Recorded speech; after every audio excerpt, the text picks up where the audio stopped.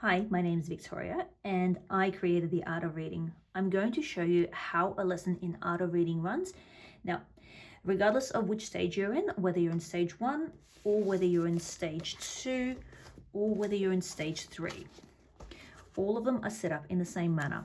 And each of the stages is designed to be done 5 days a week, and it takes approximately 10 to 15 minutes to complete each lesson.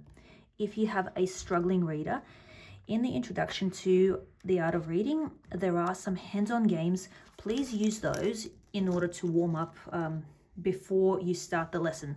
Once you start, you will either teach a lesson or review a lesson. This should take you about 2 minutes. Once you've completed that, you complete 1 page of activities like here. And then once you've completed the activities, you go on to a little bit of grammar and you do your reader and comprehension. And that's your entire lesson for the day.